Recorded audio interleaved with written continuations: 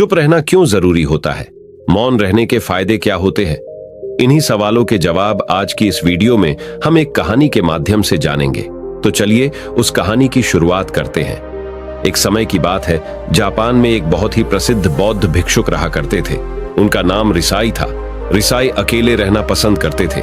दुनिया के शोर शराबे से दूर एक घने जंगल में वो रहा करते थे और वह बड़े ही ध्यानी और प्रभु भक्त व्यक्ति थे, इसलिए वह पूरे जापान में सबसे अधिक प्रसिद्ध थे। एक दिन की बात है, एक दिन एक राजकुमार रिसाई के पास आया और बोला, हे प्रिय भिक्षु, मैं हमेशा थका हुआ, निराश और परेशान महसूस करता हूँ, जिस वजह से मेरा मन बहुत ही अशांत रहता है। हालांकि मेरे पास सब कुछ है, दौलत, शोहरत, सुख सुविधाएं, जो हर व्यक्ति अपने जीवन में चाहता है या पाने की इच्छा करता है, लेकिन फिर भी मेरे अंदर इतनी अशांति और चिंता क्यों है? रिसाई ने उसकी बात बहुत ही ध्यानपूर्वक सुनी और कुछ सोचने के बाद कहा, तुम इस प्रश्न का उत्तर जानते हो, बस तुमने कभी इस प्रश्न को हल करने की कोशिश नहीं की है। रिसाई ने आगे कहा, मैं एक खोज करना चाहता हूं, क्या तुम मेरा साथ उसमें दोगे? इस खोज के बाद तुम्हारे जीवन में किसी भी तरह की अशांति और चिंता नहीं रहेगी। ये बातें सुनकर राजकुमार बहुत हैरान था। उसने रिसाई से कहा, बताइए मुझे क्या करना होगा? अपने मन की शांति के लिए मैं कुछ भी करने को तैयार हूं। राजकुमार की इन्हीं बातों को सुनकर भिक्षु ने कहा, तो फिर आप अगले 15 दिन के लिए मेरे आश्रम में रहोगे और एक सामान्य व्यक्ति की तरह अपना जीवन व्यतीत करोगे। इन 15 दिनों में तुम अकेले और चुपचाप रहोगे, जितना हो सके अपने मुंह को कम चलाओगे। राजकुमार उस भिक्षु की बातें सुनकर सहमत हो गया। पहले दिन राजकुमार को लगा कि उसका मन सामान्य से अधिक अशांत और विचलित है। उसके मन में तरह तरह के विचार आ रहे हैं और वह आम लोगों की तरह जीवन जीने में असहज महसूस कर रहा है। उसे अंदर से बोलने की इच्छा हो रही थी, लेकिन वह चुपचाप रहा। उसके मुंह से एक भी शब्द नहीं निकला, बस वह चुपचाप बैठा रहता। लेकिन रात होते होते उसे अंदर ही अंदर शांति का अनुभव होने लगा। उसके लिए यह अनुभव अजीब था। वह खुद से पूछ रहा था कि वह अंदर ही अंदर इतना खुश क्यों है और उसकी आंतरिक बेचैनी और चिंता कम क्यों होने लगी है। अगले दिन राजकुमार अकेला चुपचाप बैठा रहा और वह प्रकृति को निहार रहा। वह पौधों को, फूलों को, आकाश में उड़ रहे पक्षियों को। वह अपने जीवन में पहली बार यह अद्भुत दृश्य महसूस कर रहा था कि उसके पास कितनी सुंदरता है। वह दिन भर प्रकृति की सुंदरता को निहारता रहता और उसकी ताजगी को महसूस करता रहता। इसी तरह से 10 दिन बीत गए और उसके मन की सारी बेचैनी, सारी हलचल, सारी उथल पुथल और सारा तनाव गायब हो गया। 11वें दिन की सुबह राजकुमार फिर से एकांत में बैठ गया और कुछ ही मिनटों में उसकी आंखें अपने आप बंद हो गईं और वह गहरे ध्यान में चला गया। वह पूरे दिन वहीं पर आंखें बंद करके बैठा रहा और गहरे ध्यान में डूबा रहा। ना कोई शब्द, ना कोई चिंता। उस दिन राजकुमार भीतर से असीम शांति और आनंद से भर गया। राजकुमार अपने बाकी के 4 दिन इसी तरह गहरे ध्यान में व्यतीत करने के बाद 15 दिन बाद रिसाई के सामने प्रस्तुत हुआ और रिसाई को प्रणाम करके बोला, है प्रिय भिक्षु, मुझे उत्तर मिल गया कि मेरे मन में इतनी उथल पुथल और चिंता क्यों थी। मैं जान गया कि मेरा मन इतना अशांत और विचलित क्यों था। रिसाई मुस्कुराते हुए पूछा, बताओ क्या उत्तर मिला तुम्हें? राजकुमार ने कहा, मैं आवश्यकता से अधिक बातें करता था। मैं किसी पर भी अपने शब्द और ऊर्जा व्यर्थ करता था। मैं दिन भर अपने लोगों से फालतू की बातें करता रहता और फिर उन्हीं के बारे में अकेले में सोचता रहता और ज्यादातर समय नकारात्मक ही सोचता रहता। इस तरह मैं बस अपना समय बर्बाद कर रहा था। ज्यादा बोलने और नकारात्मक सोचने की वजह से मेरा मन अशांत और बेचैन हो गया था और इसी वजह से मैं किसी भी काम को ठीक से नहीं कर पा रहा था, जिसकी वजह से मैं हर काम में असफल होने लगा और फिर इन्हीं लगातार मिलने वाली असफलताओं की वजह से ही मैं और भी उदास और चिड़चिड़ा हो गया। इन्हीं सभी चीजों की वजह से मेरा जीवन नष्ट हो रहा था। लेकिन यहाँ पर बिताए हुए 15 दिन मेरे लिए पूरी तरह से अलग थे। मुझे कुछ अलग ही एहसास यहाँ पर हो रहा था। अब मुझे ऐसा लग रहा है मैं अपना जीवन पूरी तरह सही से जी रहा हूँ, लेकिन इससे पहले मैं अपना जीवन गलत तरीके से जी रहा था। और मैंने यह भी सीखा कि हमें सिर्फ ध्यान करने की जरूरत नहीं है, ध्यान अपने आप होता है। जब हम इस शांत और मौन होते हैं। ध्यान के पिछले कुछ दिनों के दौरान मैंने जो पहली चीज सीखी वह यह है कि मनुष्य के जीवन के सबसे महत्वपूर्ण घटना स्वयं को जानना है। यह सुनकर रिसाई ने कहा, सिर्फ तुम ही नहीं, दुनिया में ज्यादातर लोग जरूरत से ज्यादा बोलते हैं। आज भी लोग ज्यादातर समय केवल एक दूसरे को नीचा दिखाने के लिए ही बोलते हैं। कुछ लोग ना चाहते हुए भी बातें करते हैं और अपना जीवन बर्बाद कर लेते हैं। रिसाई ने राजकुमार को चुप रहने का महत्व समझाते हुए कहा। एक बार गौतम बुद्ध से उनके शिष्यों ने पूछा, प्रिय बुद्ध, आप ज्यादातर समय चुप क्यों रहते हैं? बुद्ध ने कहा, क्योंकि चुप रहने से व्यक्ति अंदर से अनंत शांति की गहराइयों में होता हूं। मौन अपने भीतर उतरने की पहली सीढ़ी है। मौन के बिना स्वयं को जानना असंभव है। स्वयं को जानने और समझने का पहला नियम है कि मौन हो जाओ, उतना ही बोलो जितना अत्यंत आवश्यक हो। बेफिजूल की बातें करना छोड़ दो। तुम अचानक पाओगे कि 90% से भी ज्यादातर लोग व्यर्थ ही ज्यादा बोलकर अपना समय बर्बाद कर रहे हैं। ना बोलने का कोई भी नुकसान नहीं है, लेकिन यदि आप ज्यादा बोलते हैं तो आप अत्यधिक गलती कर देते हैं। अगर व्यक्ति कम बोलना शुरू कर दे तो दुनिया की 90% मुसीबतें कम हो जाएगी, झगड़े फसाद कम हो जाएंगे, उपद्रव कम हो जाएंगे, अदालतें कम हो जाएंगी। अगर लोग थोड़ा चुप रहना सीख लिए तो संसार की बहुत सारी समस्याएं हैं, बहुत सारा उपद्रव सिर्फ बोलने से पैदा होते हैं। सारी बात मौन सीखने की है।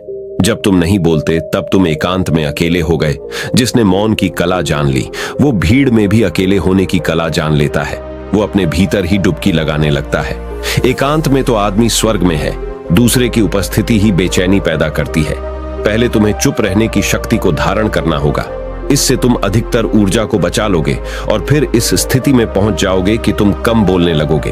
अगर तुम किसी के यहां पर जा रहे हो और परेशान हो जाओ तो ऐसे में उचित है कि आंखें बंद कर लो और अपने में खो जाओ। वहां से आपको ताजगी महसूस होगी, क्योंकि तुम्हारे अंदर ही जीवन का वो स्रोत छिपा हुआ है, वह किसी दूसरे में नहीं है। इसके बाद राजकुमार उस रिसाई से पूछते हैं, आखिर कौन हमें अपने अंदर तक लेकर जाएगा? ये बातें सुनकर रिसाई बुद्ध कहते हैं, तुम्हें स्वयं ही अपने अंदर उतरना होगा और वहीं से परम राज्य जीवन का आनंद ले पाओगे। आनंद का यही से जन्म हुआ है। यही से तुम मौत में डूब जाओगे। यही तुम्हारा सूरज उदय होगा और यही से अस्त होगा। इसी प्रकार जब तुम बार बार डुबकी लगाओगे, तब जब भी तुम डुबकी लगाकर लौटोगे, वहां से तुम पाओगे कि तुम्हें ताजगी भरी जीवन की नई संपदा मिल चुकी है। इस नई शक्ति के जन्म होने से तुम्हारी थकान गई, उदासी गई, चिंता गई। जैसे कोई स्नान करके लौटता है तो शरीर शीतल हो जाता और शांत हो जाता है। ऐसे ही जब कोई भीतर से साफ होकर वापस आता है और मौन में स्नान करके लौटता है तो समस्त अस्तित्व, समस्त व्यक्तित्व शांत और मौन हो जाता है, आनंदित हो जाता है। जब तुम आंतरिक मौन की उस पराकाष्ठा पर पहुंच जाओगे, तब तुम पाओगे कि बोलने से भी तुम्हारा मौन खंडित नहीं होता, वो बना ही रहता है। उसकी एक अंतर्धारा लगातार तुम्हारे भीतर बहती रहती है। तुम बोलते तो हो, तुम शब्द का उपयोग भी करते हो, लेकिन वो तुम्हारे मौन को खंडित नहीं कर पाती। एक बार गहरे मौन में स्थिर हो जाओ, फिर तुम्हारी वाणी में भी मिठास आ जाएगी। तुम्हारा बोलना संगीतपूर्ण होगा, तुम्हारा बोलना सत्य होगा। तुम बोलोगे तो दूसरों पर भी शीतलता छा जाएगी।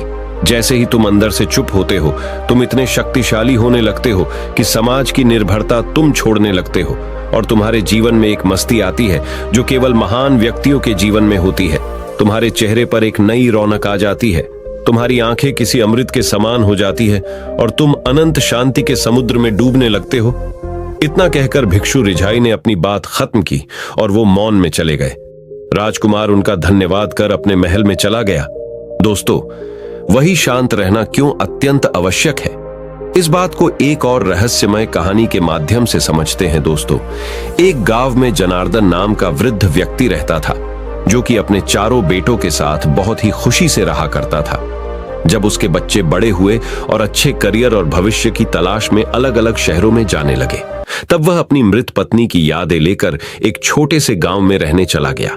जनार्दन के 4 पोते पोतियां थे और वे उसे छुट्टियों में उनसे मिलने जाते थे। एक बार की बात है, छुट्टियों का समय था और जनार्दन अपने पोते पोतियों के आने का बेसब्री से इंतजार कर रहे था। वह बच्चों के लिए अपना घर तैयार कर रहा था, घर की सफाई कर रहा था, बगीचे की कटाई कर रहा था, घरेलू सामान को फिर से ठीक कर रहा था, पसंदीदा भोजन खरीद रहा था, बच्चों के लिए कपड़े आदि खरीदी कर रहा था। व्यस्त व्यवस्था में उसने अपनी पसंदीदा घड़ी खो दी। यह घड़ी उसकी मृत पत्नी ने उसे तब उपहार में दी थी जब उसके पहले बच्चे का जन्म हुआ था, जिस वजह से जनार्दन उस घड़ी को बहुत महत्व देते थे और उनकी पत्नी की मृत्यु के बाद यह उनका एकमात्र साथी बन गई। वह गुम हुई घड़ी को भूल गया और घर पर बच्चों को पाकर खुश हुआ।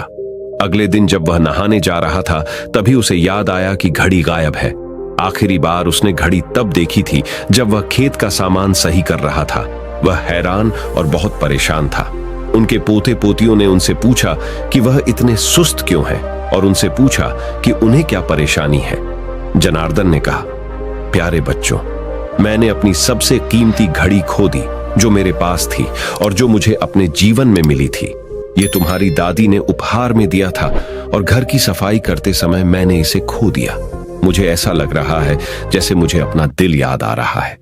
जनार्दन की आंखों में आंसू थे और उनके बच्चों ने उनसे वादा किया कि वे उनके लिए घड़ी खोजेंगे। एक पोती ने पूछा, दादाजी, क्या आपको याद है कि घड़ी गुम होने से पहले आपने उसे आखिरी बार कब देखा था? जनार्दन ने बताया, मुझे लगता है जब मैं खेत की सफाई कर रहा था। बच्चों ने खलिहान में घड़ी खोजने का फैसला किया। खलिहान बेकार सामग्री, किताबें, स्क्रैप, टूटे हुए फर्नीचर आदि से भरा हुआ था। बच्चों ने जनार्दन और एक नौकर की मदद से 2 घंटे से अधिक समय तक खोजा, लेकिन उन्हें घड़ी कहीं नहीं मिली। जनार्दन अंदर से पूरी तरह टूट गया और उन्होंने बच्चों से खोजबीन बंद करने को कहा क्योंकि उन्हें कुछ नहीं मिला। बच्चे भी बहुत दुखी हुए और दादाजी को सांत्वना देने लगे। एक पोता फिर से खेत में चला गया और जनार्दन ने पूछा कि वह फिर से वहां क्यों जा रहा है। छोटे लड़के ने दूसरों से अनुरोध किया कि वे उसका अनुसरण न करें और चुप रहे। हालांकि अन्य लोग थोड़ा सा आश्चर्यचकित हुए, फिर भी उन्होंने उसकी बात का पालन किया। छोटा लड़का खलिहान में गया और चुपचाप वहीं बैठ गया। अन्य बच्चे उसके पास पहुंचे और उससे पूछा कि वह क्या कर रहा है और छोटे लड़के ने उनसे शोर न करने के लिए कहा। वह करीब 15 मिनट तक वहां बैठा रहा और फिर अपने दादा के पास पहुंचा। हाँ, उसे घड़ी मिल गई और उसने खुशी खुशी जनार्दन को दे दी। जनार्दन आश्चर्यचकित हुआ और पूछा कि वह इसे कैसे ढूंढ पाया। छोटे लड़के ने उत्तर दिया, मैं बिना शोर मचाए वहां बैठा रहा और खलिहान में सन्नाटा था। कुछ मिनटों के बाद मैंने टिक टिक की आवाज सुनी और घड़ी ढूंढ ली। जनार्दन ने उसे गले लगाया और छोटे लड़के को धन्यवाद दिया। यही मौन की शक्ति होती है। यदि हम शांत रहे तो किसी भी समस्या का समाधान बहुत ही आसानी से पा सकते हैं। आपने भी अनुभव किया होगा कि बहुत ज्यादा बात करने से दिमाग अशांत हो जाता है, जिससे हम अपने दिमाग पर नियंत्रण खो देते हैं और साथ ही अपना ध्यान भी खो देते हैं। जो लोग बहुत ज्यादा बोलते हैं उनके पास किसी एक काम पर ध्यान केंद्रित करने की काबिलियत नहीं होती। वो अपने किसी भी लक्ष्य पर पूरी तरह से केंद्रित नहीं कर पाते। अगर हमारा दिमाग एक जगह केंद्रित नहीं है तो हम जीवन की सच्चाई नहीं समझ पाते और ना ही मनचाही सफलता कभी हासिल कर पाएंगे। इसके अलावा भी आपने देखा होगा कि जो लोग अधिक बोलते हैं वो अक्सर लोगों के बीच हंसी का पात्र बन जाते हैं और जो लोग कम बोलते हैं और अपनी बात पर कायम रहते हैं उन्हें लोगों से सम्मान मिलता है। लोग उनकी बातों को सुनते हैं और उन पर भरोसा भी करते हैं। जो लोग जरूरत से अधिक बोलते हैं और अपने विचारों के बारे में पक्के नहीं होते, उनका दिमाग स्थिर और विचलित रहता है, शोर से भरा रहता है और एक अशांत दिमाग वाला व्यक्ति जीवन में किसी भी चीज में सफल नहीं हो पाता क्योंकि वह किसी भी काम में अपना फोकस नहीं लगा पाता। यदि किसी व्यक्ति को यह पता है कि उसे कब, कहां और क्या बोलना है तो वह व्यक्ति सच में बहुत बुद्धिमान है और ऐसा व्यक्ति जहां भी जाता है उसका व्यक्तित्व आकर्षण का केंद्र बन जाता है और वह जो कुछ भी करता है उसमें सफल अवश्य होता है। अगर हम किसी महान और सफल व्यक्ति के व्यक्तित्व को गहराई से देखें तो पाएंगे कि वो कम बोलते हैं और कम से कम शब्दों में अपनी बात खत्म कर देते हैं। वो बोलने से पहले वो चीजें जिसके बारे में उन्हें बोलना है उनके बारे में गहराई से सोचते हैं। लेकिन जो लोग बहुत ज्यादा बोलते हैं, बहुत बार वो झूठ भी बोलते हैं और अपनी बातों से दूसरों के मन और विचारों पर कचरा डालते रहते हैं। वह ज्यादातर समय दूसरों की बुराई करते रहते हैं, इसलिए उनके अपने भी उनसे नफरत करने लगते हैं और उनसे बचने की कोशिश करते हैं। हमारे भारतीय उपनिषदों में कहा गया है कि हमारे शब्द वास्तविक ब्रह्म शक्ति हैं। मौन से धैर्य आता है, धैर्य से ध्यान और ध्यान से हम अपने जीवन के बारे में जागरूक हो जाते हैं। इसलिए अगर हम ज्यादा बात करते हैं तो हमारा ध्यान हमारे लक्ष्य से भटक जाता है। इसलिए दोस्तों, जितना चुप रहोगे उतना अपने जीवन में सफल बना आसान रहेगा। दोस्तों, अगर आपको इस कहानी से सीखने मिला हो तो हमारे चैनल को सब्सक्राइब जरूर कर देना और अपने दोस्तों के साथ या अपने परिवार के साथ इस वीडियो को शेयर करके उन्हें भी कम बोलने का फायदा दिखाइए। धन्यवाद। नमो बुद्धाय।